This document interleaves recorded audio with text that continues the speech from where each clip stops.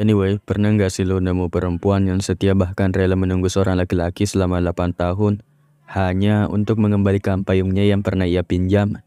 Tapi ini bukan tentang payung.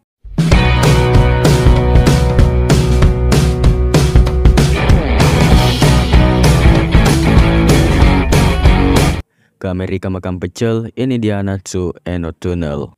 Film diawali dengan anak kecil kakak beradik yang bernama Kaoru Tono dan adiknya Karen Tono yang sedang membicarakan tentang sebuah mitos tentang keberadaan sebuah terowongan yang bernama terowongan Urashima. Terowongan yang konon dapat mengabulkan segala permintaan. Urashima Tunnel. Pembicaraan berakhir dan Kaoru tiba-tiba terbangun di dalam kelasnya. Latar waktu menunjukkan tahun 2005, yang dimana saat ini Kaoru sudah menginjak masa SMA di sebuah kota kecil yang jauh dari Tokyo. Kaoru menjalani hari-harinya dengan suram. Kesehariannya hanya mendengarkan musik, pergi sekolah, pulang sekolah, bahkan ia hanya memiliki satu teman dekat yaitu Sohei Kaga. Suatu hari saat Kaoru pulang sekolah, ia bertemu seseorang perempuan di stasiun kereta yang sedang basah kuyup dan sedang menunggu kedatangan kereta.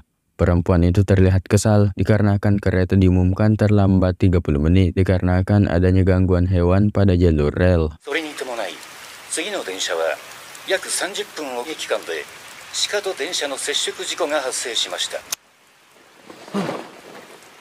Kaoru menegurnya dan menyangka bahwa dia adalah orang baru karena terlihat kesal, padahal keterlambatan kereta karena rusak sudah biasa terjadi di tempat ini. Perempuan itu sangat cuek dan hanya mengabaikan perkataan Kaoru. Kaoru kemudian menawarkan payung miliknya kepada perempuan itu agar bisa ia pakai pulang dan melindungi tas miliknya yang terlihat sangat ia lindungi. Walaupun perempuan itu cuek dan sempat menolak tawaran Kaoru, tapi pada akhirnya dia menerima dan meminta Kaoru untuk bertukar nama dan nomor handphone agar memudahkannya ketika ia akan mengembalikan payungnya. Dan gadis itu bernama Hanashiro Anzu. Tono. Kaoru. Hanashiro Anzu. Nani sore? Zennin butteru? Kasa motte nai kara. Sono bag mo. Kasa kashite moratte ii?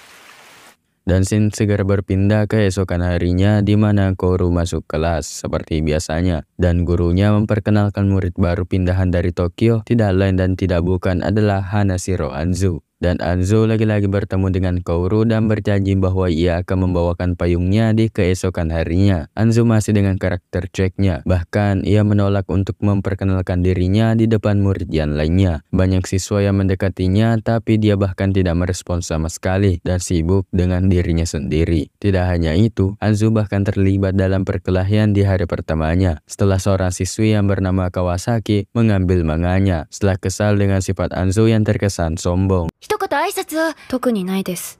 もう席について省けた。明日傘返すね。意味とかある？それあなたたちに関係ある？転校初日からずいぶん偉そうじゃない。どうぞ。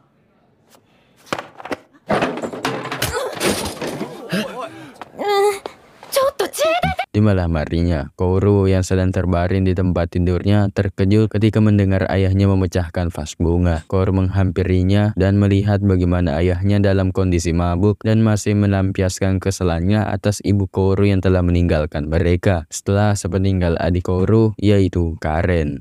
Dan mulai menyalahkan Kaoru atas kehancuran keluarga mereka yang mengatakan Kaoru lah penyebab utama kematian Karen. Bahkan ia sampai mengatakan bahwa ia ingin Karen kembali ke dunia bahkan jika itu ditukar dengan nyawanya sekalipun.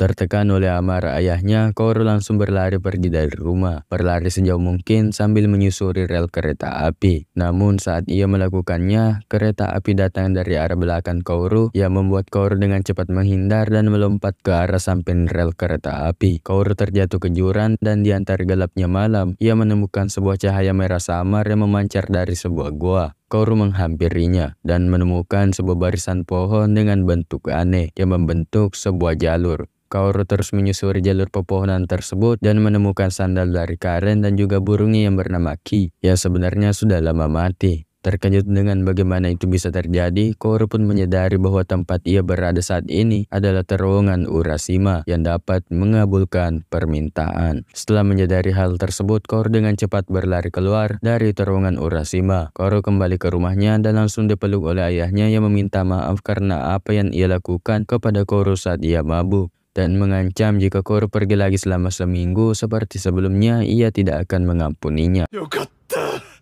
お前までいなくなったらどうしようってどこか止まってたとかじゃないよね。だが次に1週間も無断外泊したら許さんからな。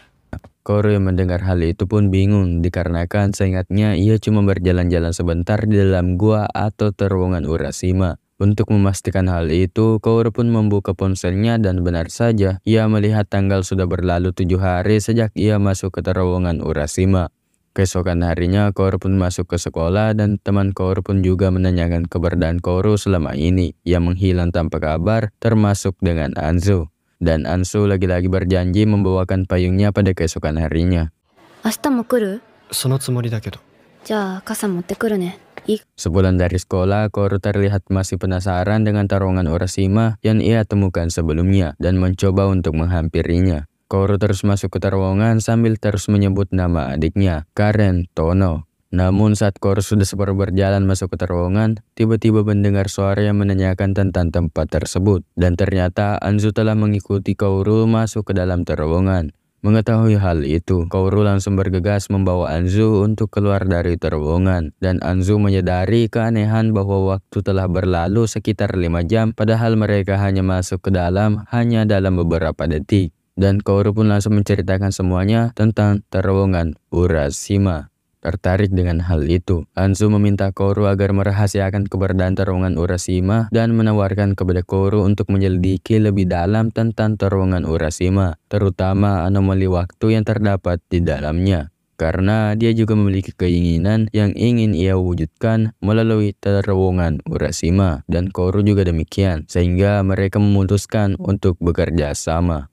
Mereka pun mulai menyelidiki terowongan tersebut dalam beberapa hari berikutnya tentang perbandingan waktunya dengan dunia luar, yang terungkap 3 detik di terowongan sama halnya dengan 2 jam di dunia nyata, dan juga tentang bagaimana alat komunikasi bisa terhubung antara dalam terowongan dan juga dunia luar, di mana kemungkinan komunikasi yang bisa hanya satu, yaitu mengirim SMS dari dalam keluar, sedangkan untuk sebaliknya tidak memungkinkan. Begitupun dengan metode sambungan telepon. 改めてよろしくね、遠野薫くん。今日から私たちの共同戦線が始まるわけ。じゃあ放課後例の踏切に集合ね。トンネルの中と外でどれだけ時間がずれてるか3秒で2時間。中と外で連絡できるか調べたい。電話はダメだ。届いた。時間差はそのままみたいね。危ない。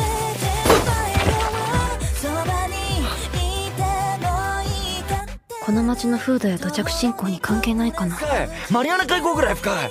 完全に付き合ってんじゃん。 Setelah menghabiskan waktu yang cukup banyak untuk melakukan penyelidikan bersama, Anzu sempat mengajak Kaoru untuk pergi refreshing ke wisata akuarium yang ada di kota kecil mereka. Akuarium yang mengingatkan Kaoru tentang keharmonisan keluarga mereka di masa lalu sebelum adiknya meninggal dunia. Sosok adiknya sendiri adalah sosok yang periang, baik dan suka membantu. Dan adiknya sendiri meninggal saat ia berusaha untuk menangkapkan seekor kumbang sebagai hadiah untuk Kaoru. 欲しいものってある？カブトムシ。その辺で取れるじゃん。僕のためにカブトムシを取ろうとして落ちたんだ。お前がカレン殺したんだよ。 Dan keinginan utamanya adalah mengembalikan adiknya yang sudah tiada. Dan Anzu terlihat cukup terkejut setelah mendengar hal tersebut. Masih dalam tahap penyelidikan, kini mereka berdua akan mencoba masuk ke dalam dan menjadikan masa libur sekolah mereka yang selama 3 hari sebagai tolak ukur tentang beberapa lama mereka di dalam, yang dimana untuk 3 hari mereka hanya bisa tinggal di dalam selama 108 detik dengan pembagian waktu masing-masing 54 detik untuk masuk dan keluar. Anzu dan Kaoru pun memaksimalkan kecepatan lari mereka untuk masuk ke dalam terowongan. Namun saat Kaoru memperingatkan waktu seharusnya mereka harus kembali, ternyata Anzu tidak menghiraukannya dan terus berlari maju. Sampai saat lembaran kertas yang sangat banyak mulai menabrak mereka. Anzu dengan cepat memungut semuanya yang ternyata saat ini Anzu telah meminta apa yang ia inginkan pada terowongan Urashima. Karena waktu yang sedikit, Koro dengan cepat membantu Anzu dan segera berlari untuk keluar dari terowongan. Mereka berhasil keluar, namun dengan waktu yang sedikit melebihi apa yang mereka targetkan. Mereka keluar saat pukul menunjukkan jam 4 subuh. Dikarenakan pakaian Koro yang sudah basah dan takut jika dimarahi ayahnya jika pulang di jam segitu, Anzu menawari Koro untuk sementara pergi ke apartemen tempat tinggalnya, di mana ia hanya tinggal sendiri dan tidak punya siapa-siapa yang menemaninya.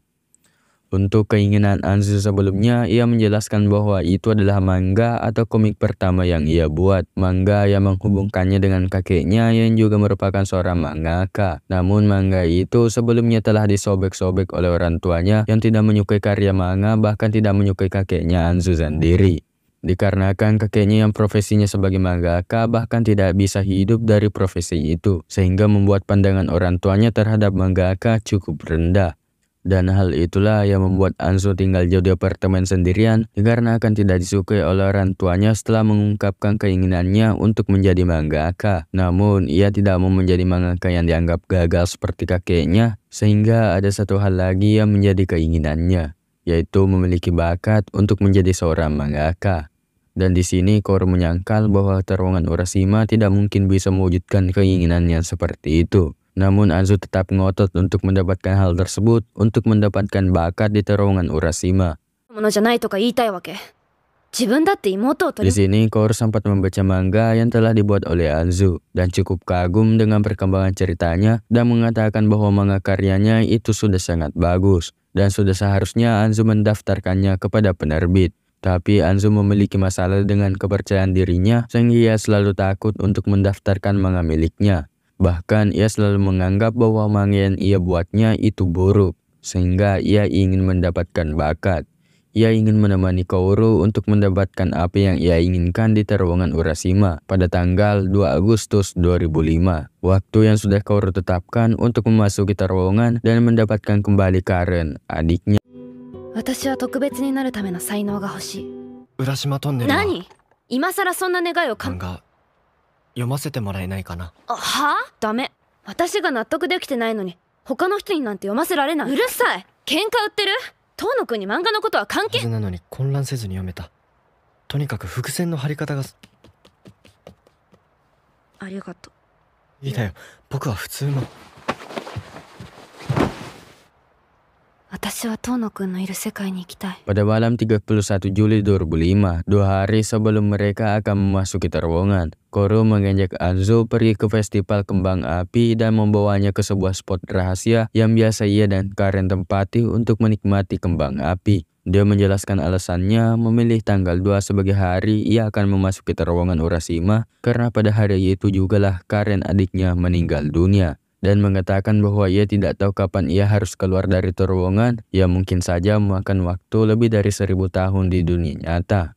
Namun Anzu memberikan keyakinan kepada Koro bahwa dia bersedia menemaninya masuk ke dalam terowongan, sehingga suatu saat mereka bisa keluar bertiga. Keesokan harinya, 1 Agustus 2005, Anzu mengajak Koro untuk bertemu di sebuah restoran terdekat. Dan dengan penuh bimbang, ia menyampaikan bahwa manga buatannya telah ia kirim ke publisher. Dan ia baru saja dihubungi oleh editor manga untuk mengembangkan manganya. Tapi setelah itu, Anzu juga masih melanjutkan rencananya untuk masuk terowongan pada keesokan harinya. Hal itu membuat Koro menarik kesimpulan bahwa Anzu sebenarnya belum yakin untuk memasuki terowongan. 雑誌の編集者から電話があって、私の漫画を気に入ってくれたみたい。大層なことじゃないよ、きっと。少しでも唾をつけ、いよいよ浦島トンネルに入る日でしょ。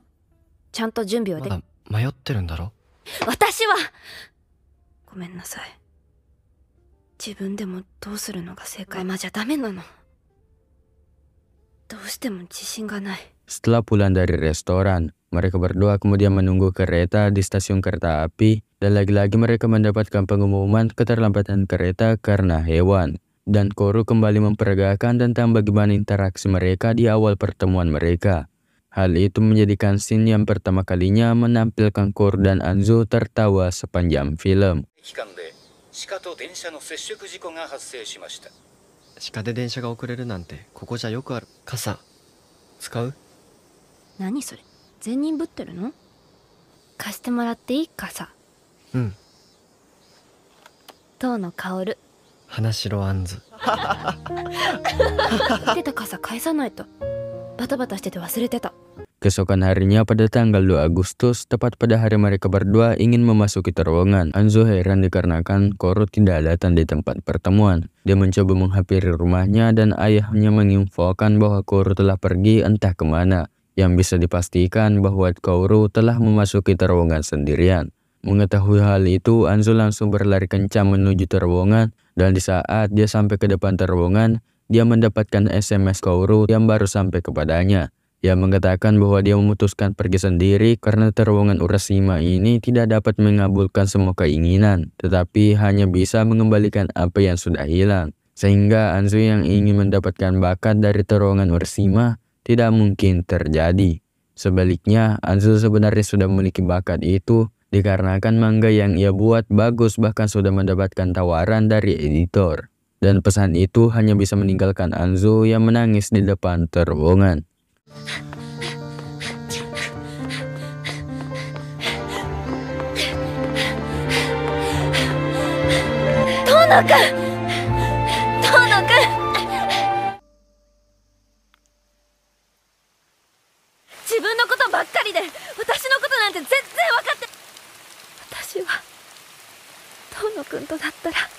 Setelah mengirimkan SMS kepada Anzo, Koro membuang ponselnya sebagai tanda bahwa ia telah memutuskan hubungan dengan dunia luar dan terus berjalan memasuki terowongan dan menemukan sebuah pintu yang ada di dalamnya. Pintu yang akhirnya mempertemukannya dengan adiknya, Karen Tono. Koro akhirnya bisa bertemu lagi dan menghabiskan waktu bersama adiknya. Adiknya tetap masih menjadi orang yang selalu ceria dan menyayangi Koro. Namun saat ia sudah mencapai keinginannya itu, entah kenapa Koro merasa ada yang salah dan kurang. Dan tiba-tiba saja ponsel yang ia sudah buang muncul lagi di hadapannya dan ternyata pesan yang dikirimkan oleh Anzo berhasil terkirim. Di mana Anzo mengirimkan pesan kekecewaannya kepada Koro karena telah memutuskan pergi sendirian. Dan juga setiap detail dari perjalanan hidupnya. Selama Koro masuk ke dalam, dia sudah tamat SMA dan telah menekuni pekerjaannya sebagai mangaka.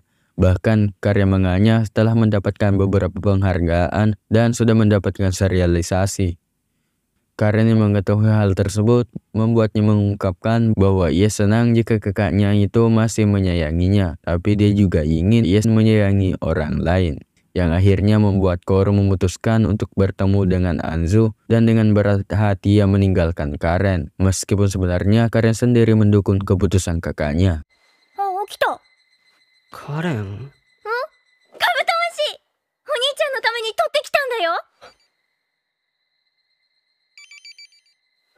失ったんじゃない。捨てたんだ。なんでメールは届かないはずじゃ。友達と喧嘩ってよくないよ。お兄ちゃんには他の人も好きになってほしいな。会いたい人がいるんだ。知ってる。お兄ちゃん大好き。いってらっしゃい。行ってきます。 Terlalu fokus mengejar apa yang kau inginkan sampai tidak sadar bahwa yang kau butuhkan sebenarnya selama ini sudah ada di sampingmu. Itulah yang dirasakan oleh Koro sekarang.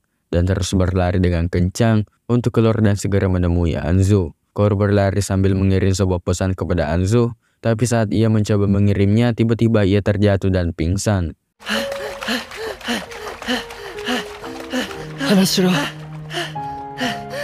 Hanashiro.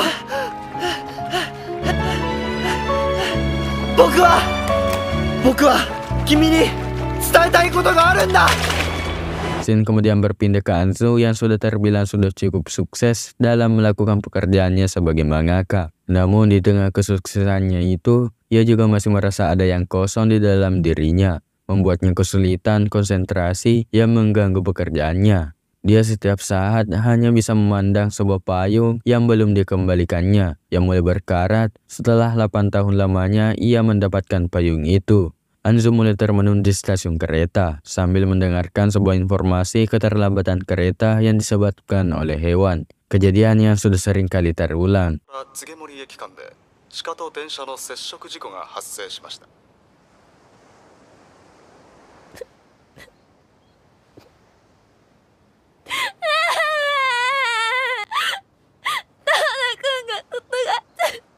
Dan saat itu terjadi, ponselnya tiba-tiba berdering yang merupakan pesan dari Koro yang berhasil ia kirim sebelum terjatuh. Anzu membaca pesan yang bertuliskan, "Aku menyukaimu." Membuat Anzu dengan cepat berlari menyusuri rel kereta api untuk menghampiri sumber pesan tersebut dengan payung berkarat yang ada di tangannya. Ia terus berlari hingga akhirnya ia sampai ke depan terowongan Urashima. Ia masuk ke terowongan dan berhasil menemukan Kouru yang sedang tidak sadarkan diri di dalamnya. Dan Kouru akhirnya terbangun di atas pangkuan Anzu yang telah menunggunya untuk sadar. Sebuah permintaan maaf terucapkan oleh Kouru atas penantian Anzu selama 8 tahun. Permintaan maaf yang terbalaskan ciuman oleh Anzu. Hana Shiro? 8年ぶり。 Sete, gomen. Keluarnya mereka dari terowongan disambut dengan rintik hujan dan di momen inilah Anzu mengembalikan payungnya. Dan setelah itu mereka mulai melanjutkan rencana hidup mereka untuk kedepannya. Kalau dilihat-lihat mereka bakalan nikah. Dan film pun tamat.